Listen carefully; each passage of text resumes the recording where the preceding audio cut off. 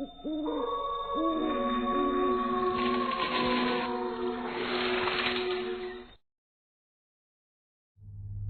लड़का सीढ़ियों से खड़े होकर अपनी दादी को आवाज देता है और जब दादी पीछे मुड़कर देखती है तो वो देखती है कि उस लड़के के पीछे आत्मा खड़ी है जो उसको धक्का दे देती है और बेचारा बेकसूर वो लड़का सीढ़ियों से नीचे गिर जाता है और मौके पर ही उसकी मौत हो जाती है।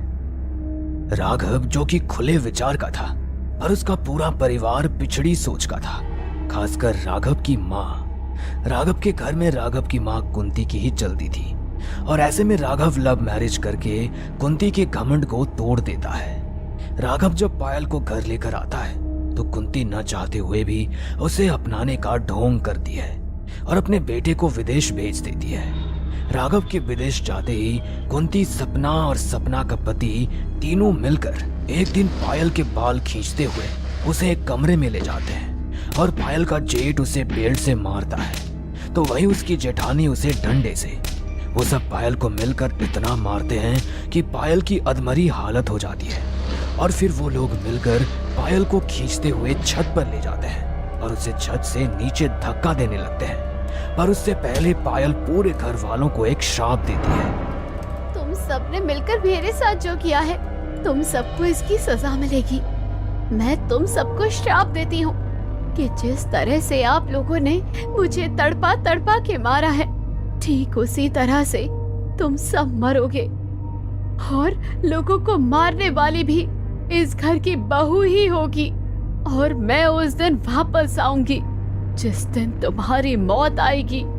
पायल की बात सुनकर पूरा परिवार गुस्से में आकर उसे छत से नीचे फेंक देता है। बड़ी ही चालाकी से रात के अंधेरे में पायल की लाश को ठिकाने लगा देते हैं। अब इसी तरह से एक महीना बीत जाता है पर एक महीने बाद सपना जब अपने कमरे में अकेली सो रही होती है तो उसे महसूस होता है कि किसी ने उसके पैर पकड़कर खींचा है। अब सपना एक झटके में उठकर बैठ जाती है और वो देखती है कि उसके आसपास कोई नहीं है सिवाय अंधेरे के। उसके चेहरे से पसीने टपकने लगते हैं।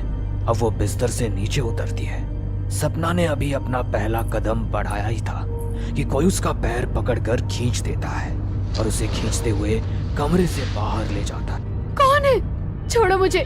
माँ जी, रवि के पापा, कोई है? बचाओ मुझे। सपना की आवाज सुनकर पूरा परिवार जो बाहर गार्डन में बैठा था वो सभी भागते हुए आते हैं और वो देखते हैं कि सपना नीचे जमीन पर लेटी अपने चेहरे को अपने हाथों से ढककर जोर जोर से चिल्ला रही है। अब कुंती अपनी बहू के मुंह पर पानी की छींटें फेंकती है। मुंह पर पानी गिरते ही सपना उठकर बैठ जाती है और वो अपने पति और सास को सारी बात बताती है।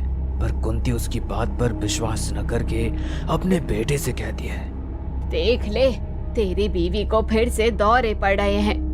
मैं कह रही हूँ इसका अच्छे से इलाज करवा ले वरना ये हम सबको पगला देगी। इतना बोलकर कुंती वहाँ से चली जाती है और सपना अपनी सास को जाते हुए देखती है। पर ये क्या, कुंती के साथ एक परछाई चल रही थी जिसे देखकर सपना की बोलती बंद हो जाती है।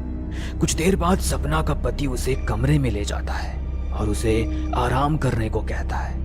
अब इसी तरह से अगली रात जब सपना का पति काम पर से घर आ रहा होता है तो अचानक से उसकी गाड़ी के सामने एक औरत आ जाती है और गाड़ी से उस औरत का एक्सीडेंट हो जाता है। सपना का पति थोड़ी आगे जाकर गाड़ी रोकता है और गाड़ी से उतरकर उस लाश को देखता है पर उसे वहां कोई नजर नहीं आता। तभी अचानक खंबे की लाइट बंद हो जाती है और तेज बारिश होने लगती है। ये क्या, बेमौसम बरसात, और वो जो औरत मेरी गाड़ी के सामने आई थी वो कहाँ गई? ये सब मेरे साथ क्या हो रहा है? अब सपना का पति गाड़ी में बैठकर गाड़ी स्टार्ट करता है पर गाड़ी नहीं चलती जिस वजह से वो बारिश में भीगता हुआ घर की ओर भागता है। वो जैसे ही दरवाजे पर पहुंचता है दरवाजा अपने आप खुल जाता है और वो देखता है तो उसे ऐसा लगता है जैसे वो अपनी हवेली में नहीं किसी खंडर में आ गया हो।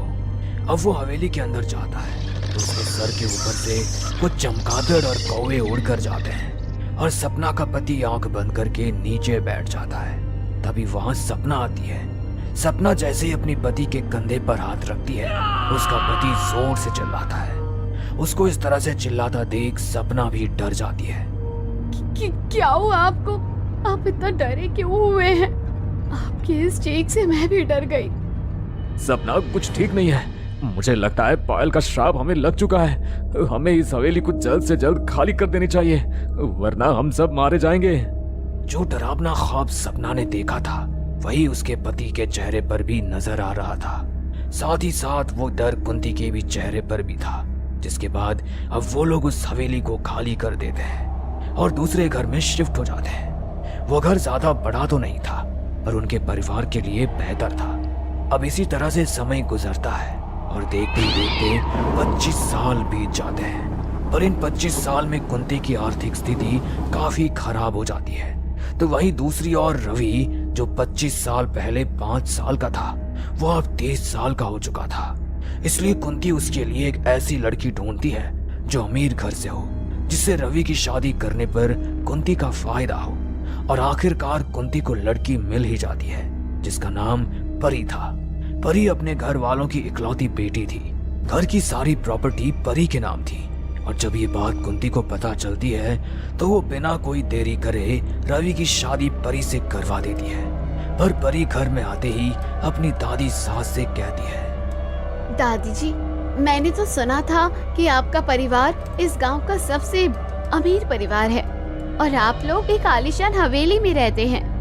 फिर आप हवेली छोड़कर इस छोटे से घर में क्यों हैं? ये घर तो मेरे घर से भी ज्यादा छोटा है। मैं इस घर में नहीं रह पाऊंगी। मुझे उस हवेली में जाना है।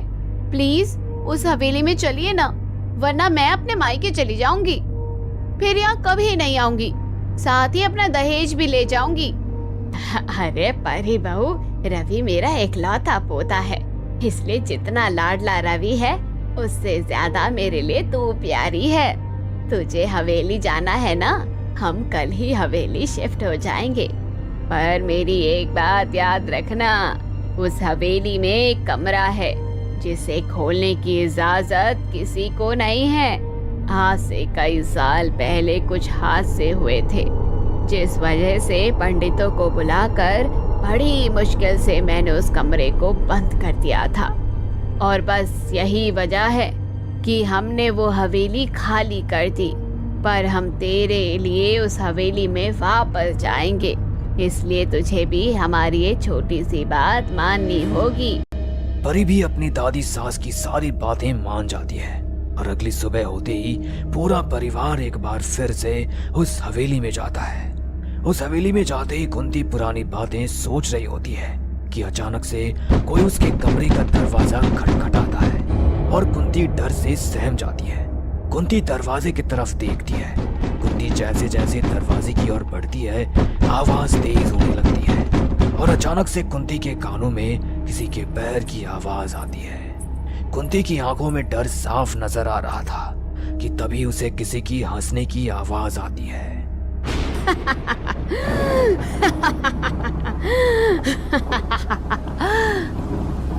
वो आवाज कुंती के कमरे की खिड़की से आ रही थी। अब कुंती दरवाजा ना खोलकर खिड़की की तरफ जाती है और खिड़की से बाहर झांकने लगती है। कुंती खिड़की के बाहर झांक ही रही होती है कि अचानक से खिड़की का दरवाजा बंद हो जाता है और खिड़की के दरवाजे से कुंती की सर पर चोट लग जाती है और कुंती अपना सर पकड़कर खड़ी हो जाती है कि तभी उसे दूर खड़ी पायल दिखाई देती है। पायल को देखकर कुंती की आंखें फटी की फटी रह जाती है और वो जल्दी से दरवाजे की पास भागती है, पर उसकी साड़ी का पल्लू खिड़की में फंस जाता है और उसकी सांसें अटक जाती हैं। अब कुंती डरती हुई पीछे की ओर देखती है, जहां वो देखती है उसकी साड़ी का पल्लू खिड़की में अटका है। अब जल्दी से कुंती अपना पल्लू निकालकर बाहर जाती है, जहां रवि और परी उसके सामने केक लाकर खड़े हैं। हैप्पी बर्थडे दादी जी। दादी जी क्या हुआ? आप इतनी डरी हुई क्यों हैं? आपने कोई भूत देख लिया क्या? नहीं बहू, ऐसा कुछ नहीं है। मैं अकेले ही अपने कमरे की सफाई कर रही थी, इसलिए इतना पसीना आ रहा है। इतना बोलकर परी और रवि कुंती का हाथ पकड़कर उसे नीचे ले जाते हैं, पर अब भी कुंती का सारा ध्यान अपने कमरे पर ही था। कुंती पीछे मुड़कर देखती है और उसे दीवार पर किसी की परछाई नजर आती है। उस परछाई का आकार धीरे धीरे बड़ा होता जा रहा था। कुंती ये बात घर वालों को बताती उससे पहले वहां गांव के कुछ लोग जमा हो जाते हैं, जिस वजह से कुंती किसी को कुछ बता नहीं पाती। और केक कट करने के बाद पूरा परिवार खाना खाकर आराम से अपने अपने कमरे में सोने के लिए चले जाते हैं। कुंती की आंखों में अब तक नींद नहीं थी, तो वहीं दूसरी ओर सपना आराम से सो रही थी। इसी बीच सपना के पति की आंख खुलती है और वो पानी लेने के लिए किचन में जाता है, जहां उसे किसी की हंसने की आवाज आती है। वो आवाज जानी पहचानी थी। सपना के पति के हाथ से बोतल छूट जाती है और वो डरते हुए पीछे की ओर देखता है, जहां वो किसी औरत को फर्श पर बैठकर रोता हुआ देखता है। उस औरत के सारे बाल आगे थे। उसने अपना सर अपने घुटनों पर रखा हुआ था और उसने अपने दोनों हाथ से अपने पैरों को पकड़ा हुआ था। उस औरत को अपने सामने देखकर सपना के पति की सांस थम जाती है और वो हकलाते हुए बोलता है, कौन हो तुम? उसके इतना कहते ही वो औरत अपना सर ऊपर करती है और एक काला धुआं बनकर सपना के पति के कान में घुस जाती है और सपना का पति वहीं जमीन पर गिर जाता है। अब अगली सुबह पूरा परिवार सपना के पति की लाश को पाता है। ये देखकर कुंती समझ चुकी थी कि ये सब क्यों हो रहा है, तो वही सपना अकेले में कुंती से कहती है, माँ जी, आप मानो या ना मानो, उसका श्राप हम पर पड़ चुका है। वो वापस आ गई है। वो हम सबको मार डालेगी। उससे पहले हमें यहाँ से चले जाना चाहिए। बहू, ऐसा कुछ नहीं है, ये सब तेरा दिमागी वहम है। और हम अगर इस हवेली से गए तो रोड पर आ जाएंगे। जानती है ना, हमारे पास कुछ नहीं बचा। सपना बार बार कुंती को समझाने की कोशिश करती है, पर कुंती सपना की एक नहीं सुनती और वहां से चली जाती है। कुंती के वहां से जाते ही कोई सपना के पीछे से उसके बाल खींचता है और उसे घसीटते हुए पायल के कमरे में ले जाता है। पायल के कमरे में आते ही सपना डरी सहमी चारों तरफ देखती है और हाथ जोड़कर माफी मांगने लगती है। मुझे माफ कर दो, मैंने कुछ नहीं किया। मैं लोगों की बात में आ गई थी। सपना को महसूस होता है मानो जैसे कोई उसे डंडे से मार रहा हो। अब सपना खुद को बचाने के लिए कमरे से बाहर भागने की कोशिश करती है, पर कमरे का दरवाजा अपने आप बंद हो जाता है और सपना नीचे गिर जाती है और उसकी नजर बेड के नीचे पड़ती है, जहां वो देखती है कि एक औरत जिसके सारे बाल आगे है वो धीरे धीरे सपना की तरफ बढ़ रही है। जहां वो औरत सपना की तरफ बढ़ रही थी, सपना खुद को बचा पाती उससे पहले ही वो औरत सपना के ऊपर वार कर देती है और सपना जोर से चिल्लाती है। सपना की आवाज सुनकर सब उस कमरे की ओर भागते हैं और देखते हैं कि सपना की भी मौत हो गई। ये सब क्या हो रहा है दादी? दादी, अभी पापा को गुजरे 2 दिन भी नहीं हुए थे और माँ भी चल बसी। आखिर ये मौत कैसे हो रही है? दादी, कहीं आप हमसे कुछ छुपा तो नहीं रही? मैं तुमसे कुछ नहीं छुपा रही। अब मुझे कोई सवाल मत करना, समझे तुम? इतना बोलकर कुंती वहां से जाने लगती है।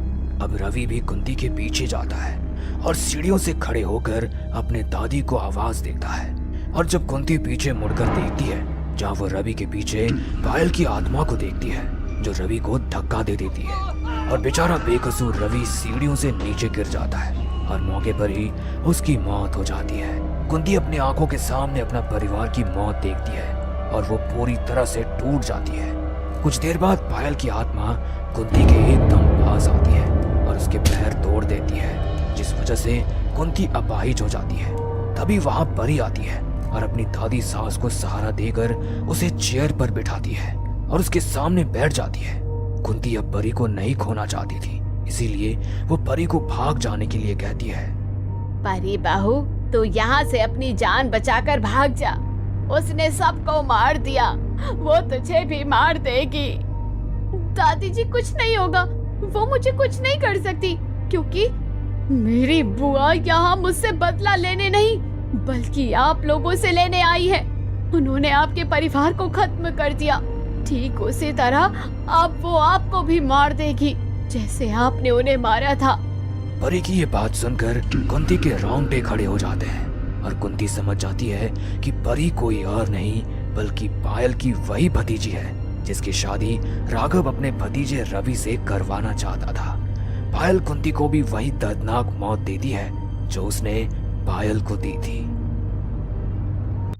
देश में कोरोना की दस्तक के बाद ट्रेनों की आवाजाही शुरू हुए अभी कुछ ही दिन हुए थे, इसलिए रेलगाड़ी का स्लीपर कोच पूरा खाली पड़ा हुआ था। रेलगाड़ी को छूटे तकरीबन 1 घंटा हो चुका था। ट्रेन अपनी मैक्सिमम स्पीड के साथ हवा में बातें करती बढ़ी जा रही थी। बाहर तेज हवाएं चल रही थी और आसमान में घने बादल छाए हुए थे। ट्रेन के स्लीपर कोच में अपनी बर्थ के पास बैठा हुआ आदमी बेहद रहस्य में लग रहा था। उसने सफेद रंग की शर्ट के साथ सफेद पैंट पहन रखी थी।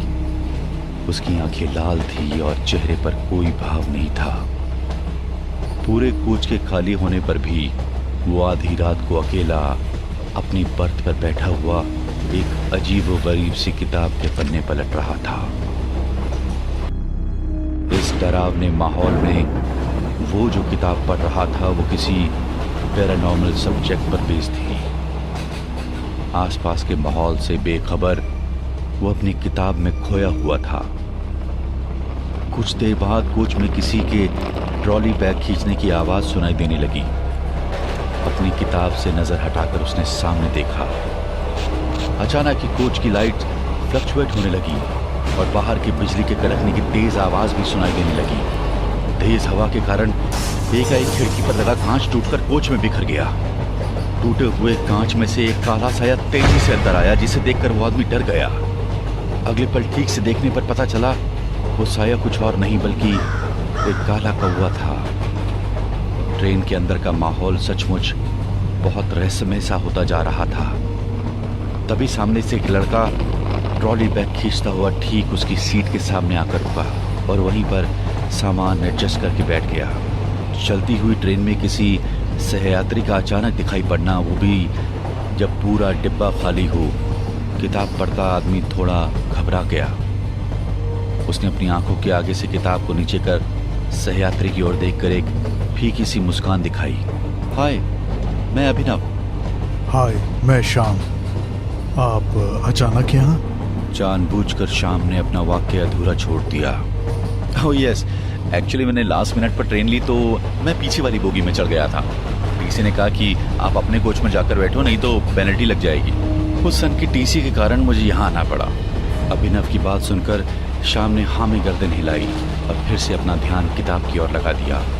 कुछ देर इधर उधर देखने के बाद अभिनव ने श्याम से अगला प्रश्न किया। आप ये किताब पढ़ रहे हैं, मतलब आप इन सब बातों में मानते हैं? क्यों, आप नहीं मानते क्या? ये किताबों में छपने वाले किस्से कहानी पढ़कर तो मुझे हंसी आ जाती है। इनको लिखने वाले अधिकतर वे लोग होते हैं जिन्होंने वास्तव में कभी प्रेत का सामना किया ही नहीं होता। आपने ये किताब पढ़ी है? बिना पढ़े ही आप इतने यकीन के साथ कैसे कह सकते हैं कि लेखक ने जो लिखा है सब कोरी कल्पना है? मैं ऐसा कह रहा हूँ क्योंकि मैं जानता हूँ कि सच्चाई में प्रेत कैसे होते हैं। वास्तव में छलावा क्या होता है, जानना चाहेंगे? क्या वाकई आपने कभी कुछ ऐसा अनुभव किया है? श्याम की बात सुनकर अभिनव ने रहस्यमय सी मुस्कान दिखाते हुए अपने पास रखी थर्मस के ढक्कन को खोला और चाय को 2 कपों में उड़ेलकर एक कप श्याम की ओर बढ़ा दिया। अभी रात के 2 बज रहे हैं। ये प्रेत काल चल रहा है। इस समय मैं बाहर का कुछ भी खाता पीता नहीं हूँ। श्याम की बात सुनकर चाय के कप से सुड़कियां लेते हुए अभिनव ने कहना शुरू किया। मैं सिटी हॉस्पिटल में मुर्दाघर में गार्ड की नौकरी करता हूँ। यूँ तो मेरी शिफ्ट रात को 9 बजे ख़त्म हो जाती है और मैं मुर्दाघर में ताला लगाकर अपने घर की ओर निकल जाता हूँ। लेकिन उस रात सड़क पर एक भयानक एक्सीडेंट हुआ था। मुर्दाघर में कई सारी डेड बॉडीज लाई गई थी। सारी फॉर्मेलिटीज होते होते रात के तकरीबन 1 बज गए थे। हॉस्पिटल वैसे भी शहर से बाहर बना हुआ है। रात के 1 बजे जब मैं घर जाने के लिए निकला तब सब सड़कें बिल्कुल सुनसान हो चुकी थी। हॉस्पिटल से मेरे घर जाने वाली सड़क पर कोहरे के बादल के अलावा कुछ भी दिखाई नहीं पड़ रहा था। मैं जैसे ही अपनी मोटरसाइकिल स्टार्ट करके आगे बढ़ा कि एक काली बिल्ली तेजी से दौड़ती हुई मेरी बाइक के आगे आ गई। मेरा संतुलन बिगड़ा और मैंने उसे बचाने की कोशिश की, लेकिन फिर भी वो मेरी बाइक के नीचे आ ही गई। दुखी मन से मैं बाइक के नीचे उतरा, लेकिन उसके बाद जो मैंने देखा मैं हैरान रह गया। मेरी बाइक के नीचे तो क्या, आसपास भी कोई बिल्ली नहीं थी। न ही मेरे टायर में खून जैसा कुछ था। अपनी खुली आंखों से मैंने बिल्ली को टायर के नीचे आते देखा था, फिर वो अचानक गायब कैसे हो गई। सकपकाता सा मैं वहां से उठा और अपनी बाइक को तेजी से सड़क पर दौड़ाने लगा। मेरी मोटरसाइकिल तेज स्पीड में कोहरे को चीरती हुई आगे बढ़ रही थी। कुछ देर में मैं मेन रोड पार करके जंगल से होकर गुजरने वाली रोड पर पहुंच गया था। अचानक ही ना जाने कहां से मेरे चेहरे पर एक सफेद रंग की चादर आकर लिपट गई। मैं बिल्कुल घबरा गया और इसी घबराहट में मेरी बाइक पेड़ से टकराकर नीचे गिर पड़ी। जैसे ही मैं नीचे से उठा वो चादर गायब हो चुकी थी। मैंने यहाँ वहां देखा पर मेरे अलावा दूर दूर तक कुछ भी नहीं था। मुझे हल्की चोटें आई थी पर फिर भी अपनी चोट की परवाह न करते हुए मैं उठकर अपनी बाइक स्टार्ट करने लगा। उसी पल मैंने अपनी बाइक के साइड मिरर में देखा कोई सफेद सा साया जिसके पूरे चेहरे पर खून लगा है मेरी ओर आ रहा था। एक ही पल में वो साया बिजली की सी तेजी से मेरी ओर बढ़ा और ठीक मेरे पीछे पहुंच गया। घबरा कर मैंने पीछे मुड़कर देखा लेकिन वहां कोई नहीं था। अब तो उस ठंडी रात में भी मैं पसीने पसीने होने लगा। मुझे समझ में आने लगा कि कोई छलावा मेरे साथ चल रहा है। किसी तरह अपनी धड़कन पर काबू करते हुए मैंने बाइक स्टार्ट की। तभी वहीं सफेद कपड़ों और खून टपकते चेहरे वाला साया मेरी बाइक के ठीक सामने दिखाई देने लगा। स्पीड ज्यादा होने के कारण मैं ब्रेक नहीं लगा सका और मेरी बाइक उसके शरीर के आर पार निकल गई। मुझे कपकपी छूट रही थी। अब तो मैं भगवान से किसी भी तरह वो सुनसान जंगल पार कराने की विनती करने लगा। लगभग 300 मीटर आगे बढ़ा हुआ कि एक लड़की जीन्स टॉप पहने हाथ में मोबाइल की फ्लैश लाइट ऑन किए मुझे देखकर हवा में हाथ हिलाने लगी। पास में एक स्कूटी जमीन पर गिरी दिखाई दे रही थी। मुझे लगा लड़की शायद मुसीबत में है, इसलिए मैंने बाइक रोक दी। अब प्लीज मुझे सिटी एरिया तक छोड़ देंगे? प्लीज प्लीज, मैं बड़ी मुसीबत में हूँ। लड़की की बात सुनकर मैं मना नहीं कर पाया और उसे अपने पीछे बिठा लिया। लड़की भी बड़ी आराम से बाइक के पीछे बैठ गई। अब मैं 1 से 2 हो गया था। वो कहते हैं ना कि 1 से भले 2, इसलिए डर भी थोड़ा कम लग रहा था। माहौल को थोड़ा सहज करने के लिए मैंने लड़की से अगला प्रश्न पूछा, आप इतनी रात को यहाँ कैसे? मैं कुछ जरूरी काम से लगभग 10 बजे घर से निकली थी। तो फिर तब से यहीं खड़ी हुई हो? अब तो लगभग 2 बज रहे हैं। हाँ, जंगल में मेरी स्कूटी के सामने न जाने कहां से 2 छोटे छोटे बच्चे आ गए। उन्हें बचाते बचाते मेरी स्कूटी एक पेड़ से जाकर टकराई। तेज स्पीड होने के कारण मेरी स्कूटी के परखच्चे उड़ गए। ओह माय गॉड, लगता है ये जंगल रात में सेफ नहीं है। मेरा भी कुछ आपके जैसा ही एक्सपीरियंस हुआ है अभी। चलो, थैंक्स टू गॉड कि स्कूटी के परखच्चे उड़ने के बाद भी आप सही सलामत हैं। तुमने स्कूटी के पास मेरी खून से सनी हुई लाश नहीं देखी थी क्या? उस लड़की की बात सुनकर मेरा डर के मारे खून जम गया था। किसी तरह हिम्मत करके मैंने साइड मिरर से पीछे की सीट की तरफ देखने की कोशिश की। मेरी बैक सीट बिल्कुल खाली थी। मैं जिससे अभी तक बातें कर रहा था वो वास्तव में थी ही नहीं। अगले ही पल मेरी आंखों के आगे अंधेरा छा गया। मैं लगभग अपनी चेतना खोने ही वाला था कि मेरे कानों में कुछ गीला सा स्पर्श हुआ और ऐसा लगा कि कोई सामने खड़ा होकर मुझे पुकार रहा है। मुझे समझ नहीं आ रहा था कि मैं होश में हूं या बेहोश। मेरे कानों में आती अभिनव अभिनव की भयानक डरावनी आवाज और वो सफेद कपड़े वाले साये को मैं खुली आंखों से महसूस कर सकता था। इतना सब देखने के बाद मैं बेहोश हो गया। Wow, interesting. आप तो बड़े अनुभवी और जानकार आदमी निकले। आपका अनुभव वाकई रोंगटे खड़े करने वाला है। आपने तो खुली आंखों से प्रेत को देखा है और मान गए आपकी हिम्मत को कि ऐसे डरावने जंगल में आप एक लड़की की मदद करने के लिए रुक गए। अच्छा, आप जानना चाहते थे ना कि मैं भूत प्रेत और छलावे में यकीन करता हूं या नहीं? आपको एक राज की बात बताता हूं। ये जो किताब मैं पढ़ रहा हूं ना, ये कोई आम किताब नहीं है। इस किताब में जितने भी किस्से हैं वो सब सच्ची घटनाएं हैं। आपको इनमें से एक कहानी सुनाता हूं। एक प्राइवेट डिटेक्टिव थे, नाम था उनका चंद्र मोहन अग्रवाल। जो भी बड़े से बड़े केस पुलिस और सीआईडी से नहीं सुलझ पाते थे, पुलिस की ओर से अंदर ही अंदर चंद्र बाबू को उसका कॉन्ट्रैक्ट दिया जाता था। चंद्र बाबू में न जाने ऐसी क्या बात थी कि हर गुत्थी उनके सामने आकर जैसे खुद ब खुद खुल जाती थी। चंद्र बाबू जितने काम के बंदे थे उतने ही रहस्यमयी भी थे। उनका दुनिया समाज में किसी के साथ उठना बैठना नहीं था। हमेशा मुर्दों की तरह सफेद कपड़े पहनते, चेहरा ऐसा लगता जैसे कोई भाव न हो। न खाने पीने के शौकीन थे, न बोलने चालने के। रुपयों का भी उन्हें कोई लालच नहीं था। फिर भी असंभव से असंभव केस वो चुटकी बजाकर सॉल्व कर लेते थे। एक बार एक सब इंस्पेक्टर जो नया नया महकमे में भर्ती हुआ था, उसे चंदर बाबू के बारे में पता चला। जो गुत्थी हमारा पूरा डिपार्टमेंट नहीं हल कर पाता है, आखिर एक रात में ये चंदर बाबू ऐसा क्या करते हैं कि केस के सारे पत्ते इनके सामने खुल जाते हैं। सब इंस्पेक्टर इस चंदर बाबू की पहेली को सुलझाना चाहता था, इसलिए उसने सबसे पहले उनका पता निकाला। चंदर बाबू जहाँ रहते थे वो एक पुरानी हवेली थी। हर तरफ झाड़ियां और गंदगी का अंबार लगा हुआ था। ऐसा लग ही नहीं रहा था कि कोई वहां रहता है। दिन ढल गया था। सब इंस्पेक्टर चंदर बाबू के कमरे के पास की खिड़की के पास छिपा हुआ था।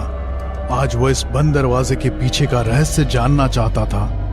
क्या लगता है आपको, इस बंद दरवाजे का क्या रहस्य हो सकता है? मेरी उत्सुकता तो चरम पर है। आप ही बताइए, इंस्पेक्टर को उस खिड़की से क्या दिखाई दिया? प्रेत आग से दूर रहते हैं, ये तो सुना ही होगा आपने। जी जी जी, सुना तो है। अरे आग से याद आया, फिर तो अपनी सुरक्षा के लिए माचिस तो जरूर रखते होंगे आप। क्या मतलब क्या है आपका? नहीं नहीं, मेरे पास कोई माचिस नहीं है। अरे वो थोड़ा सिगरेट पीने की तलब उठी तो पूछ लिया। सिगरेट पीकर आगे की कहानी सुनाने का मजा ही कुछ और होगा। शाम की बात सुनकर अभिनव जैसे सिरे से उखड़ गया था। देखिए, आप आगे की कहानी सुनाइए या मत सुनाइए, आपकी मर्जी, लेकिन मेरे सामने सिगरेट का नाम मत लीजिए। ठीक है, आप आराम से सिगरेट पी लीजिए, मैं चलता हूँ। अरे यार, ऐसे कहानी अधूरा छोड़कर कैसे जा सकते हो? अब तो तुम्हें कहानी पूरी सुननी पड़ेगी। तुम तो सिगरेट के नाम से ऐसे घबरा रहे हो जैसे तुम ही प्रेत हो। ये क्या बेकार की बातें कर रहे हैं आप? चलो शांत हो जाओ और आगे सुनो। इंस्पेक्टर खिड़की के बाहर खड़ा होकर अंदर देखने लगा। कुछ ही पलों में उसने देखा कि चंदर बाबू के साथ कमरे में एक धुआंनुमा आकृति बैठी बातें कर रही है। धीरे धीरे वो धुआं एक विशाल भयानक शक्ल वाले जिन में बदल गया। जिन चंदर बाबू के साथ बातें कर रहा था और इंस्पेक्टर वहां खिड़की के पीछे छुपकर सब कुछ देख रहा था। लेकिन कहते हैं ना, इंसान की नजर से तो आप एक बार बच सकते हो, लेकिन इन भूत प्रेत और जिन की नजर भेद पाना नामुमकिन होता है, और इनकी नजर से इंसान कभी नहीं बच सकता। जैसे ही जिन को लगा कि उसका भेद इंस्पेक्टर के आगे खुलने को है, उसने इंस्पेक्टर को झट से दबोच लिया। उस रात जिन ने 2 शिकार किए, एक चंद्र बाबू का, दूसरा उस सब इंस्पेक्टर का। ये क्या बात कर रहे हैं आप? अगर ये कहानी सच्ची है और जिन का राज जानने वाले दोनों लोग मारे गए थे, तो इस कहानी को किताब में किसने लिखा? आप अभी भी नहीं समझे अभिनव बाबू? ये किताब उसी जिन ने लिखी है। जब भी वो नया शिकार करता है, उसकी कहानी इस किताब में लिख देता है। तो ये किताब आपके पास कैसे आई? क्योंकि मैं ही वो जिन हूँ और मेरा अगला शिकार तुम हो। इतना कहते ही शाम की शक्ल बदलने लगी। कुछ ही पलों में वो एक 10 फीट का भयानक शक्ल वाला जिन बन चुका था। इससे पहले कि अभिनव कुछ कर पाता, जिन ने उसकी गर्दन मरोड़कर उसका शिकार कर लिया।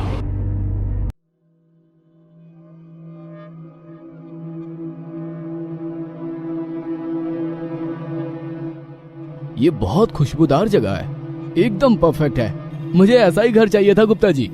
हाँ, पर एक बात मैंने तुम्हें बताई नहीं है। अच्छा, वो क्या गुप्ता जी? इस घर के नीचे वाले फ्लोर पर तुम रह सकते हो, लेकिन कुछ दिनों में मेरी बेटी आ जाएगी और ऊपर वाले फ्लोर पर वहीं रहेगी, तो वो मैं तुम्हें किराए पर नहीं दे सकता। मुझे कोई परेशानी नहीं है गुप्ता जी, मुझे नीचे वाला फ्लोर ही किराए पर दे दीजिए। ठीक है। मैं एक और बात पूछना चाहूंगा गुप्ता जी, इस घर में हर जगह इतने सारे एयर फ्रेशनर क्यों रखे हैं? असल में मुझे शौक है, मैं चाहता हूं कि हर जगह पर खुशबू आनी चाहिए। हाँ, अच्छा शौक है। मेरा नाम समर है। मैं उस समय 28 साल का था और मैं मेरे घर से काफी दूर एक शहर में नौकरी करता था। मुझे उस शहर में रहने के लिए एक जगह चाहिए थी, तो मैंने काफी घर तलाशे, आखिरकार मुझे एक घर मिल ही गया जो मुझे बहुत पसंद आया। इसे खोलते ही बहुत तेज खुशबू आई और गुप्ता जी ने बहुत कम किराए पर मुझे वो घर दे दिया था। तो समर, हर सुबह जाने से पहले घर में एयर फ्रेशनर स्प्रे करना याद रखना, कभी भूलना मत। हाँ जरूर, नहीं भूलूंगा। उनकी खुशबू तो मुझे भी अच्छी लगी है। ये लो, याद से। हाँ, अब मैं चलता हूँ। एयर फ्रेशनर का उनका यह जुनून मुझे थोड़ा अजीब लगा था, लेकिन मैंने एक शब्द भी नहीं कहा। उसी दिन मैं अपना सारा सामान नए घर में ले आया। कुछ दिन वहां अच्छे से बीते। मिस्टर गुप्ता मुझे हर सुबह कॉल करते थे और एयर फ्रेशनर स्प्रे करने की बात कहते थे। कई बार तो मैं इस बात से परेशान भी हो जाता था कि वो रोज रोज कॉल करके मुझे एक ही बात क्यों कहते हैं, लेकिन मैं फिर भी कुछ नहीं कहता था। एक रात मैं सो रहा था और मुझे हॉल से कुछ आवाजें आ रही थी। उन आवाजों से मेरी नींद खुल गई। ये किस तरह की आवाज है? घर पर तो कोई भी नहीं है। मैं उठा और अपना दरवाजा खोलना चाहा, लेकिन मेरा दरवाजा बाहर से बंद था। मैं इसे बार बार जोर लगाकर खोलने लगा, लेकिन ये नहीं खुला। मेरा दरवाजा किसने बंद किया? अब मैं क्या करूं? मुझे समझ में नहीं आ रहा था। कुछ देर बाद आवाज आनी बंद हो गई। मैंने फिर से अपना दरवाजा खोलने की कोशिश की। इस बार दरवाजा खुल गया।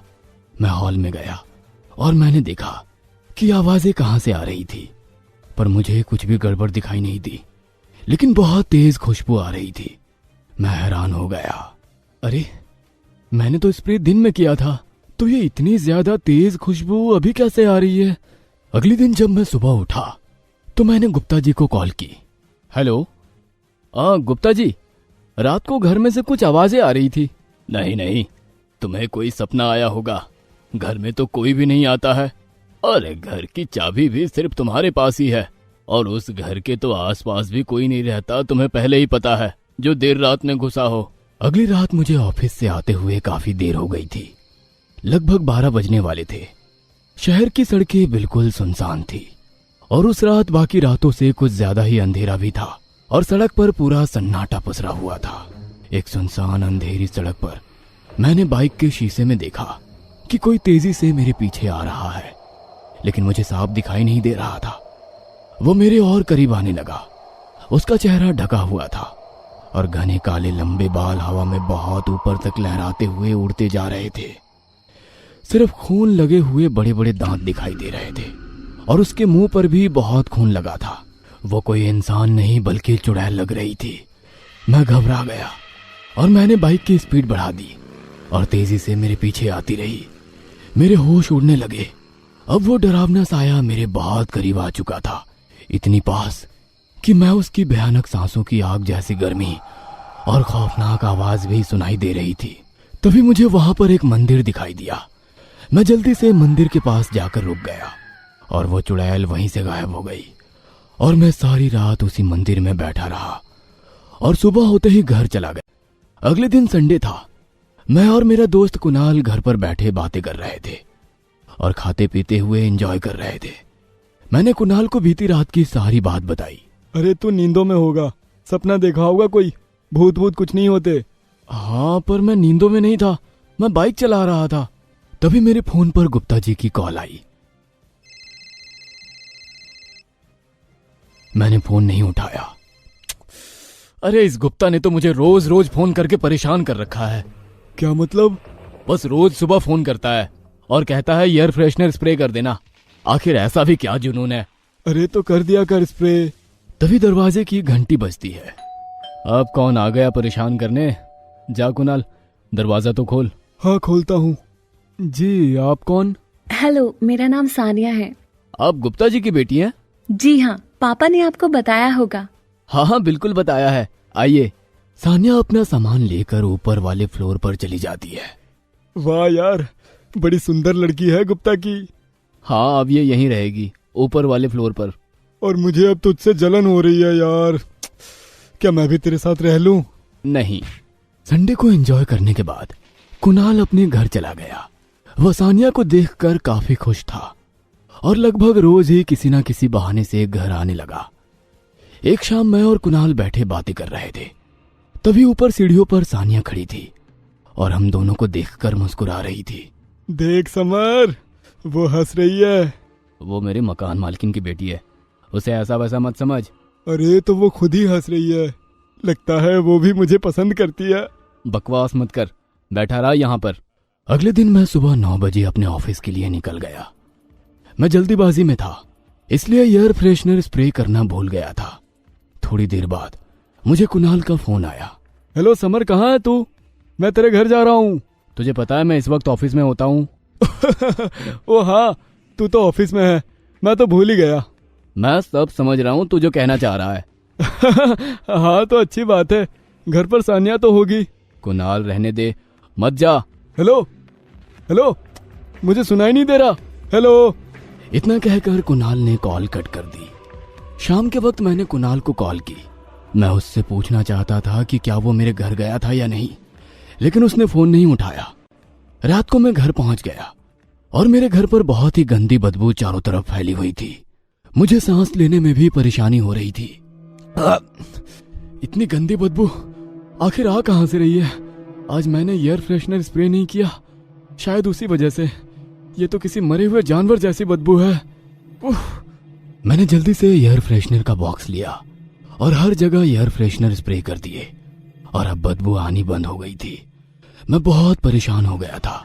उस रात मैं सो रहा था तो आधी रात में मुझे फिर से हॉल में से आवाजें आने लगी। मैं डर गया और उठकर मैंने दरवाजा खोला। मेरा दरवाजा फिर से बाहर से बंद था। मुझे समझ में नहीं आ रहा था कि क्या हो रहा था और मैं पूरे होश में था। मैंने गुप्ता जी को उसी वक्त कॉल की, लेकिन गुप्ता जी ने फोन नहीं उठाया। मैं दरवाजा पीटता रहा, लेकिन किसी ने दरवाजा नहीं खोला। आखिर कौन था जो आधी रात में मेरे घर में आता था और वो करता क्या था? फिर उसी तरह कुछ देर बाद आवाज आनी बंद हो गई और जब मैंने दरवाजा खोला तो ये खुल गया। मैं हॉल में गया और यहाँ वहां देखने लगा। सब कुछ नॉर्मल लग रहा था। मैं परेशान होकर वहीं कुर्सी पर बैठ गया और सोचने लगा। तभी मेरी नजर दीवार पर पड़ी, जिसका वॉलपेपर साइड से थोड़ा उखड़ा हुआ था। आज से पहले कभी मैंने उस दीवार के वॉलपेपर पर ध्यान नहीं दिया था। मैं उसकी तरफ गया और मैंने देखा कि वॉलपेपर के पीछे दीवार ही नहीं थी। मैंने धीरे धीरे करके उस वॉलपेपर को हटाया और मेरे होश उड़ गए। मैं पसीने से तरबतर हो गया। वहां पर कोई भी दीवार नहीं थी, केवल वॉलपेपर लगा हुआ था और वॉलपेपर के पीछे अंदर बहुत बड़ा गड्ढा था जिसमें इंसानों की सड़ी हुई कटी हुई लाशें पड़ी थी। जैसे ही वॉलपेपर पूरी तरह से हट गया, 2 लाशें जमीन पर गिर पड़ी। कुछ लाशों के सिर कटे हुए थे, कुछ के निचले हिस्से आधे कटे हुए और हाथ पैर कटे हुए थे। मैं जोर से चिल्लाया। फिर मैं जैसे ही भागने के लिए मुड़ा, मेरे पीछे सानिया और गुप्ता जी खड़े थे। सानिया पागलों की तरह जोर जोर से हंस रही थी और उसके सारे बाल हवा में उड़ रहे थे। सानिया, क्या हो गया तुम्हें? ये देखो, यहाँ क्या है? गुप्ता जी देखिए ना। क्या देखूं? इन्हें यहाँ लाकर मैंने ही तो रखा है। क्या? अब इन्हीं लाशों के साथ एक लाश तुम्हारी भी होगी। इतना कहते ही सानिया का चेहरा एकदम बदल गया। उसने सुंदर लड़की का रूप बदलकर एक खूंखार चुड़ैल का रूप ले लिया। वो इंसान थी ही नहीं। मुझे छोड़ दीजिए प्लीज। आप मेरे साथ ये सब क्यों कर रहे हैं? तो तुम्हें क्या लगा था मैंने तुम्हें यहाँ क्यों रखा है? यहाँ हर महीने नए लोग आते हैं। मेरी बेटी एक रक्त पिशाचनी है। उसे इंसानों का खून पीकर शांति मिलती है और उसी से वो जिंदा रहती है। उन सब लाशों को मैं दीवारों में छुपा देता हूँ। आज तुम्हारी बारी है। उस रात भी मैं इसके पीछे भाग रही थी, लेकिन ये मंदिर में चला गया और मुझे वहाँ से जाना पड़ा। आज मैं तुम्हें नहीं छोड़ूंगी, तुम्हारा सारा खून पी जाऊंगी। वो पिशाचनी मेरा खून पीने के लिए अपना मुंह खोलते हुए मेरे पास आने लगी और तभी मेरा दोस्त कुणाल आया और कुल्हाड़ी से उस पिशाचनी का सिर काट दिया। ये क्या किया? तुमने मेरी बेटी को मार डाला। वो तुम्हारी बेटी नहीं, एक रक्त पिशाचनी थी। तभी गुप्ता भी एक पिशाच में बदलने लगा। उसके भी बड़े बड़े दांत बाहर आने लगे और आंखें लाल हो गई। पिशाच का रूप लेते ही उसने मुझ पर हमला करके मुझे मारने की कोशिश की, पर वो उसमें नाकाम हो गया। और इसी बीच कुणाल ने मौका देखकर गुप्ता का भी सिर काट दिया। तुम्हारा बहुत बहुत धन्यवाद कुणाल, तुमने मेरी जान बचा ली।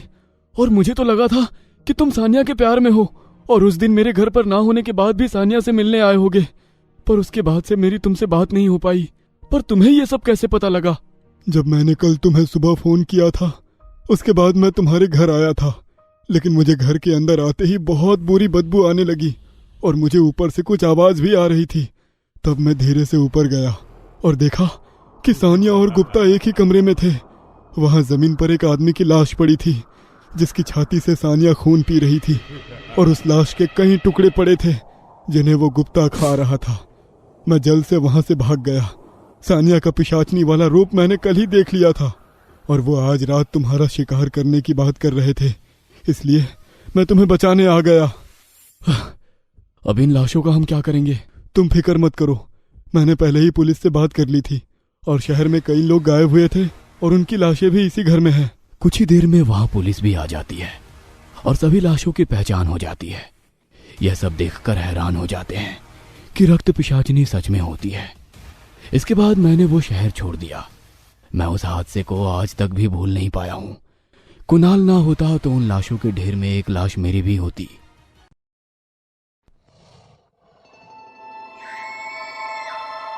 एक औरत जिसका नाम नीलू है, वो अपनी शादी का एल्बम देख रही है और रो रही है। तभी उसकी माँ उसके पास आती है। बेटा, पुरानी बातों को भूल जा, ये सब याद करने से कोई फायदा नहीं। लेकिन माँ, वो तो मुझसे प्यार करता था ना, तो ये सब क्यों हुआ? देख बेटा, इसमें तेरी कोई गलती नहीं है, पुलकित था ही ऐसा, बस तू अब खुद को समझा। दरअसल नीलू और उसके पति पुलकित का डिवोर्स हो चुका था और उसे एलिमनी के रूप में पुलकित का घर मिला था। चल बेटा, तैयार हो जा, कल घर भी जाना है तुझे। अपने भाई कार्तिक को भी ले जा कुछ दिनों के लिए अपने साथ में, मोना का भी थोड़ा मन लग जाएगा। अगले दिन नीलू अपनी बेटी मोना भाई कार्तिक के साथ अपने घर में पहुंच जाती है। नीलू ऑफिस चली जाती है और कार्तिक गेम खेलने में लग जाता है और मोना भी उसके पास ही होती है। तभी घर में मोना को कुछ आवाज आती है। मामा जी, ये कैसी आवाज है? लेकिन कार्तिक तो गेम खेलने में मशरूफ था और वो मोना पर ध्यान ना देते हुए उसका कोई जवाब ही नहीं देता और अपनी गेम में ही खोया रहता है। इसलिए मोना उस आवाज का पीछा करते हुए स्टोर रूम में चली जाती है। वहाँ एक बड़ी सी अलमारी रखी हुई थी। कौन है वहाँ? उस समय मोना के पीछे एक काली भयंकर सी परछाई आ जाती है जो हवा में उड़ रही थी, लेकिन मोना इस बात से बेखबर थी और धीरे धीरे करके उसके पास आने लगती है और उसके एकदम पीछे आकर गायब हो जाती है। तभी वहां पर मोना की नजर एक रुमाल पर पड़ती है जो कि उसके पापा का रुमाल था। मोना रुमाल को उठा लेती है और रोने लगती है। I love you पापा, आपने हमें क्यों छोड़ दिया? मिस यू पापा। और तभी अचानक से सन्नाटा छा जाता है और उस अलमारी से पानी टपकने लगता है। ऐसा लग रहा था मानो अलमारी के आंसू निकल रहे हैं। मोना को कुछ समझ नहीं आता और वो स्टोर रूम से जाने लगती है। जैसे ही वो जाने के लिए मुड़ती है, वहां पीछे उसी की उम्र की एक बच्ची खड़ी थी।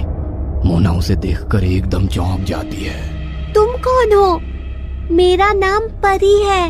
वो बच्ची बहुत ही गंभीर भाव बनाकर अपने मुंह पर उंगली रखकर कहती है, तुम किसी को मत बताना कि मैं तुम्हारे यहाँ खेलने आई हूँ। मेरे बारे में कुछ भी बताना मत किसी को, नहीं तो मेरी मम्मी मुझे बहुत मारेंगी। चलो आओ, अब हम हाइड एंड सीक खेलें। हाँ चलो, हाइड एंड सीक तो मेरा फेवरेट गेम है। ठीक है, तुम स्टोर रूम से बाहर जाओ, मैं छुपती हूँ, तुम मुझे ढूंढना। मोना बाहर चली जाती है और आंखों पर हाथ रखकर काउंटिंग करने लगती है। परी छुपने जाती है और मोना उसे ढूंढने लगती है। मुझे पता है परी, तुम जरूर यहाँ छुपी होगी। तो वो अलमारी के पास जाती है और अलमारी को थोड़ा सा खोलती है। अंदर काफी अंधेरा होता है, लेकिन तभी अलमारी में उसे डरावनी चमकीली आंखें दिखाई देती है जो देखने में बड़ी भयानक लग रही थी। मोना तो बहुत डर जाती है और वो जोर से चिल्लाती है और भागकर अपने मामा कार्तिक के पास चली जाती है। वो जोर जोर से रोने लगती है और शाम को नीलू के आने पर मोना उसे सारी बात बताती है। बेटा जरूर तुझे भ्रम हुआ होगा, डरो मत बेटा, मैं हूँ ना, तेरे मामा भी तो है इस घर में तेरे साथ। पर सच में उसमें कुछ था मम्मी? कुछ भी नहीं है वहाँ, मैंने खुद से चेक कर लिया है। वहीं उनके पीछे परी खड़ी थी जो कि इन सब की सारी बातें सुन रही होती है और मोना की नजर परी पर पड़ती है। मोना उसका नाम लेने ही वाली होती है, लेकिन परी अपने होठ पर उंगली रखकर उसे गंभीर भाव के साथ उसे अपना सर नाव में हिलाते हुए मना कर देती है और मोना कुछ नहीं कहती। ऐसे ही अगले दिन भी परी अकेले में मोना से मिलने आती और उसके साथ रोज छुपन छुपाई खेलती। 2 दिनों में अचानक से मोना की तबीयत बिगड़ने लगती है। आए दिन उसे कुछ ना कुछ होता ही रहता है और नीलू उसका इलाज एक अच्छे डॉक्टर से भी करवाती है। एक दोपहर में मोना बेड पर सोई हुई थी, तभी मोना चलो अपनी दवाई खा लो। मामा मुझे नहीं खाना, बहुत कड़वी है। और मोना अचानक से उठकर भाग जाती है और भागते भागते स्टोर रूम में पहुंच जाती है। कार्तिक भी उसके पीछे स्टोर रूम में पहुंच जाता है और देखता है तो मोना वहां नहीं है। मोना तुम बहुत जिद्दी हो, मुझे पता है तुम उस अलमारी के पीछे छुपी हो, चलो आओ।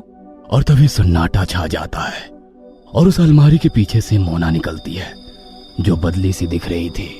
मामा छुपन छुपाई खेलते हैं, अगर आप जीत गए तो मैं ये दवाई खा लूंगी। ठीक है, चलो तुम छुप जाओ जाकर। और मोना कहीं जाकर छिप जाती है। कार्तिक उसे बहुत खोजता है लेकिन वो कहीं नहीं मिलती और तभी उसे किचन की अलमारियों से कुछ भयानक सी आवाज आती है। ये क्या था? उसे मोना वहीं खड़ी हुई दिखाई देती है। अच्छा तो तुम यहाँ हो? वो मोना के पास जाने लगता है, तभी आगे बढ़ते हुए उसकी नजर उस अलमारी के शीशे पर पड़ती है जो देखकर कार्तिक भौचक्का रह जाता है।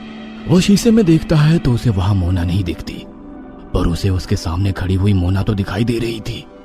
वो फिर से एक बार शीशे की तरफ देखता है तो उसे अभी भी मोना की परछाई उस शीशे में दिखाई नहीं देती। वो डर जाता है और डर कर सामने देखता है तो अब वहां भी मोना नहीं होती। कार्तिक अलमारी के पास जाता है और जैसे ही अलमारी खोलता है वैसे ही कोई उसका हाथ अपनी तरफ अलमारी के अंदर खींच लेता है और वो जोर से मोड़कर बिल्कुल उल्टा कर देता है। कार्तिक जोर जोर से चिल्लाता है। थोड़ी देर बाद अब नीलू घर आती है तो उसे कार्तिक कहीं नहीं मिलता, इसलिए वो पुलिस कंप्लेंट करवाती है। इसी बीच वो अपने घर के बाहर एक औरत को नोटिस करती है जो कि शायद उसी के घर में नजर बनाई रखी थी। नीलू को उस औरत पर शक आता है। इसके बाद से नीलू के साथ भी अजीब अजीब घटनाएं होनी शुरू हो जाती है। एक रात नीलू सोई हुई थी तो उसे अपने बेड के नीचे से गहरी सांस लेने की तेज आवाजें आ रही थी। अचानक उसकी नींद खुल जाती है। वह धीरे धीरे डरते हुए बेड के नीचे देखती है तो वहां कोई नहीं होता। जैसे ही वो वापस ऊपर उठती है उसके सामने मोना बैठी थी। नीलू अचानक उसे ऐसे बैठा देखकर चीख मारती है। मोना, आधी रात में तुम यहाँ क्या कर रही हो? डरा ही दिया मुझे। मोना चुपचाप आंखें फाड़कर बैठी रहती है। नीलू उसे कंधे से पकड़कर हिलाती है तो मोना बहुत डरावनी तरह से हंसने लग जाती है। पागल हो गई है, हंस क्यों रही है? चल अब यहीं सो जा। तो मोना वही नीलू के साथ सो जाती है। कुछ ही देर में मोना उठकर जाने लगती है। तभी नीलू उसका चुपके से पीछा करती है और देखती है कि मोना स्टोर रूम की तरफ जा रही है। फिर मोना उस अलमारी में जाकर अलमारी को बंद कर लेती है। कुछ देर तक मोना बाहर नहीं आती तो नीलू अलमारी खोलती है और अंदर का नजारा देखकर उसका दिल दहल जाता है। वो चिल्लाती है। अलमारी में कार्तिक की लाश पड़ी थी और मोना उसके पास बैठी थी। मोना बाहर आ, तूने बताया क्यों नहीं? मामा छुपे हुए हैं, मैंने उन्हें ढूंढ लिया, अब हम भी छुपन छुपाई खेले मम्मी। नीलू बहुत परेशान थी और दुखी भी। अगले ही दिन नीलू की माँ भी आ जाती है और कार्तिक का अंतिम संस्कार किया जाता है। इस बात को 2 दिन बीत जाते हैं। नीलू को पता लगा था कि मोना काफी बदली हुई है, लेकिन उसे पता नहीं था कि ऐसा क्या हुआ था उसके साथ। मोना बेटा खाना खा लो। नहीं खाऊंगी, मुझे छुपन छुपाई खेलना है, खेलो मेरे साथ। ये लड़की भी ना हर वक्त बस छुपन छुपाई के पीछे पड़ी रहती है। बेटा खा ले फिर खेल लेना। ए बुढ़िया, तू खेलना मेरे साथ। मोना की ये बात सुनकर दोनों हैरान रह जाते हैं, क्योंकि मोना कभी भी ऐसे बात नहीं करती थी। नीलू उसे डांटती है, जिससे मोना बहुत गुस्सा हो जाती है और चिल्लाते हुए वहां से भागती है। वो सारे सामान और बर्तनों को यहाँ वहां पटकने लग जाती है और तभी नीलू को मोना के चेहरे में अपने पति का चेहरा दिखाई देता है। माँ देखो इसे क्या हो गया है, ये तो पुलकित जैसी लग रही है। समझ में नहीं आता, छुपन छुपाई खेल मेरे साथ वरना। नीलू डर के मारे हाँ कर देती है और जाकर कहीं छुप जाती है। तुम दुनिया की सबसे खूबसूरत औरत हो, बड़ी हसीन हो, मेरी जान हो। किधर छुपी हो? तुम चाहे जितना भी छुप लो, मुझसे नहीं बच पाओगी। नीलू एक पर्दे के पीछे छुपी हुई थी। उसके आंसू बह रहे थे। वो बहुत घबराई हुई थी। ये बात तो पुलकित बोला करता था, लेकिन मोना ये सब क्यों बोल रही है? तभी मोना पर्दे के नीचे से हाथ डालकर नीलू के पैरों को सहलाने लग जाती है। कितने नाजुक पैर हैं। पुलकित तू तो मरेगी अब। इतना कहकर वो नीलू के ऊपर कूदकर चढ़ जाती है और उसका गला पकड़ लेती है।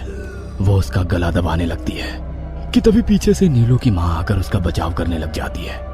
मोना अब नीलू की माँ पर चढ़कर उसका गला दबाने लगती है। बीच बचाव में नीलू की माँ का सिर दीवार से टकरा जाता है। नीलू की माँ नीलू के पास आती है और वो वहीं बेहोश हो जाती है। नीलू बहुत जोर से चिल्लाती है और डर से सदमे में आ जाती है और रोती रहती है। तभी वहां पर वही औरत आती है जो उस घर पर नजर रखा करती थी। तुम? मैं रिया हूँ। तुम हम पर नजर क्यों रख रही हो? सब कुछ बाद में बताऊंगी। तुम अभी यहाँ से चलो मेरे साथ। रिया वहां से नीलू के साथ घर से बाहर निकलने ही वाली होती है कि तभी वहां पर मोना आ जाती है। किधर जा रही हो तुम दोनों? मेरे साथ छुपन छुपाई तो खेलो। पुलकित छोड़ दो उसे, वो तुम्हारी बेटी है। वही नीलू को कुछ समझ में नहीं आ रहा था कि रिया कौन थी और ऐसे बात क्यों कर रही थी। वो मेरी बेटी है, मेरे साथ जाएगी। मैं तुम लोगों को यहाँ से आसानी से नहीं जाने दूंगा। तुम लोग मेरे साथ हाइड एंड सीक खेलो और अगर मैंने तुम लोगों को पकड़ लिया तो मैं तुम लोगों को जान से मार दूंगा और अगर नहीं पकड़ पाया तो ही जाने दूंगा। दोनों भागने की कोशिश करती है लेकिन भाग नहीं पाते, इसीलिए उन्हें छुपन छुपाई खेलना ही पड़ता है। दोनों बहुत ही डरे हुए छुप जाते हैं लेकिन बहुत जल्द ही मोना उन्हें पकड़ लेती है और दोनों को हवा में उठाकर यहाँ वहां पटकने लगती है। दोनों को काफी गंभीर चोट आ जाती है। तभी रिया मोना का ध्यान भटकाने लगती है। पुलकित मुझे माफ कर दो, मैंने जो तुम्हारे साथ किया वो बहुत गलत किया। अब मेरा पीछा छोड़ दो। और तभी मोना के शरीर से पुलकित की आत्मा निकल जाती है और वो बिल्कुल रिया के मुंह के पास जाकर जोर से चीख मारती है और रिया अपने हाथ से धीरे से नीलू को अपनी बेटी को वहां से लेकर निकल जाने के लिए इशारा कर देती है। वही रिया पुलकित की आत्मा को बातों ही बातों में किचन के पास ले जाती है और माचिस जलाकर अपने साथ घर को भी आग लगा देती है। दरअसल उसने पहले ही गैस को लीक कर दिया था क्योंकि उसे पता था कि यह सब होने वाला था।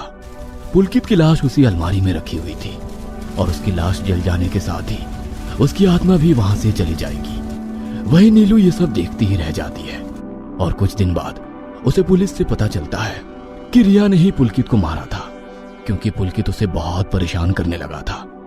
रिया ने पैसों के लिए पुलकित से प्यार किया था लेकिन पुलकित उसे वाकई में पसंद करने लगा था और वो रिया को उसके साथ रहने के लिए ब्लैकमेल कर रहा था। रिया अपने बॉयफ्रेंड के साथ पुलकित से बात करने के लिए इसी घर में आई थी लेकिन इसी बीच उनके बीच हाथापाई हो गई थी जिससे पुलकित मारा गया था।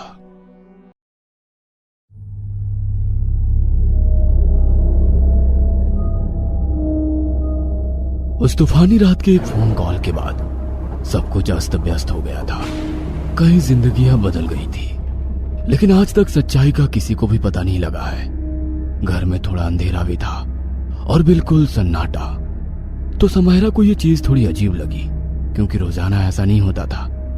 फिर उसने सोचा कि शायद बच्चे सो रहे हैं इसलिए पूरे घर में अंधेरा कर रखा है। इसके बाद समायरा टीवी देखने लग गई। 1 घंटे तक टीवी देखने के बाद समायरा ने मिठाई खाने का सोचा। वह जैसे ही उठी तो उसे सीढ़ियों पर जहरी खड़ा हुआ दिखाई दिया। उसने सफेद कपड़े पहने हुए थे। उसकी आंखें एकदम खुली हुई थी। वो पलके तक नहीं झपका रहा था और उसके चेहरे पर कोई भाव नहीं थे। हेलो जेरी, तुम कैसे हो? नींद पूरी हो गई? आओ तुम्हें मिठाई दूं। जेरी कुछ नहीं बोला और एकटक समायरा की तरफ देखता रहा। क्या हुआ जेरी बेटा, नीचे आ जाओ। और जेरी यूं ही सीधा खड़ा रहा। उसने तेज चीख मारी और सीधा खड़ा अचानक नीचे की तरफ गिर गया। ऐसा लगा मानो उसने ऐसा जानबूझकर कर दिया था। समायरा जोर से चिल्लाई। वो भागकर उसके पास गई, तभी अचानक जेरी वहां से गायब हो गया। समायरा के पसीने छूटने लगे। उसे लगा कि शायद वो कोई बुरा सपना देख रही थी। वह खुद के चेहरे पर थप्पड़े लगाने लगी। हे भगवान, मुझे लगता है मुझे नींद नहीं आ रही है। चलिए इस कहानी को ठीक से समझने के लिए कुछ दिन पहले चलते हैं। सिद्धार्थ और मीनाक्षी को पूरा शहर जानता था, क्योंकि वे अपने बिजनेस में काफी सफल हो चुके थे। धीरे धीरे सिद्धार्थ अपने बिजनेस में काफी सफल हो गया था। मीनाक्षी घर पर ही रहती थी और सिद्धार्थ बड़ी मुश्किल से अपने परिवार के लिए वक्त निकाल पाता था। परिवार की बात करें तो उनके 2 जुड़वा बच्चे थे, लिली और जेरी। मीनाक्षी, मुझे अब बिजनेस में तुम्हारी जरूरत है। मैं चाहता हूँ कि तुम बिजनेस में मेरे साथ आओ। वो तो ठीक है सिद्धार्थ, लेकिन बच्चों को कौन संभालेगा? अरे हम इतना पैसा कमा रहे हैं, बच्चों के लिए हम बेबी सिटर रख लेंगे, बाकी सब नौकर तो है ही। ठीक है, पर इस छोटे से शहर में बेबी सीटर मिलना भी तो मुश्किल है। तुम चिंता मत करो, ये सब मैं देख लूंगा। उन्होंने हर अखबार में बेबी सिटर की वैकेंसी की ऐड छपवा दी थी। तो एक दिन समायरा नाम की 21 साल की एक लड़की उनके दरवाजे पर पहुंची, जो दिखने में ही काफी गरीब लग रही थी। उसकी हालत कुछ अच्छी नहीं लग रही थी, वह काफी दुखी लग रही थी। गार्ड ने उसे अंदर भी नहीं जाने दिया। वह हाथ जोड़कर गार्ड से विनती करने लगी। साहब जाने दो ना, मैं काम के लिए आई हूँ। नहीं है जरूरत, चल निकल। तभी अंदर गार्डन में खड़ी मीनाक्षी उसे देख लेती है। उसकी परमिशन से समायरा घर के अंदर आती है। वो काफी डरी और सहमी हुई थी। तो क्या करती हो तुम, और पापा क्या करते हैं? मैं नौकरी की तलाश में हूँ मेम साहब, और पापा। समायरा बोलते बोलते अचानक रुक गई। क्या हुआ, बोलो। पापा जेल में है। क्यों, क्या क्राइम किया था? चोरी के आरोप में मैडम। देखो, मैं एक चोर की बेटी को नौकरी पर नहीं रख सकता। समायरा हाथ जोड़कर रोने लगती है और उनसे विनती करती है। ऐसे मत करो साहब, मुझे पैसों की सख्त जरूरत है, मुझे रख लीजिए। मेरा बाप चोर है, मैं नहीं। हाथ जोड़कर विनती है साहब। उसकी हालत देखकर उन दोनों को दया आ जाती है और आखिरकार उसे इस बेबी सिटर की नौकरी पर रख लिया गया। समायरा ने सोमवार से शनिवार सुबह 8 से रात 8 बजे तक बेबी सिटर की नौकरी शुरू कर दी थी। उसे वहां अच्छे पैसे मिलते थे, अच्छा खाना पीना भी मिलता था। समायरा इस नौकरी से काफी खुश थी और वो पूरी लगन के साथ नौकरी कर रही थी। वो दोनों अपने काम में बेहद बिजी थे। उन दोनों के पास संडे के अलावा बच्चों को संभालने का वक्त नहीं मिलने वाला था। अब सिद्धार्थ और मीनाक्षी मिलकर बिजनेस संभालने लगे। एक दिन सिद्धार्थ के घर उसका दोस्त और बिजनेस पार्टनर रोमिल अपनी शादी का कार्ड देने आता है। वह समायरा की पूछताछ करने लगता है। यार ध्यान रखना, आजकल ये घर के नौकर ही घर वालों को लूट लेते हैं। अरे इसका बाप तो चोर है, मैंने तो मीनाक्षी से पहले ही कहा था, पर वो माने तब ना। कमाल है, तुम तो बड़े रिस्क टेकर हो। अपने गले में पहले ही मुसीबत डाल के बैठे हो, संभल कर रहना इससे। खैर अब तक सब ठीक चल रहा था तो संडे का दिन था। आसमान में बादल छाए हुए थे। अभी दोपहर होने को ही थी कि अचानक बरसात शुरू हो गई। समायरा अपने घर पर ही थी, तभी समायरा का फोन बजा। अरे मीनाक्षी मैडम का कॉल। आज तो वो रोमिल साहब की शादी से वापस आए होंगे। उसने फोन उठाया और बात की। समायरा, आज हमें बहुत जरूरी काम से बाहर जाना है, तो आज तुम बच्चों की देखभाल के लिए आ जाओ। लेकिन मैडम आप आज ही तो शादी से वापस आए हैं और आज संडे भी है।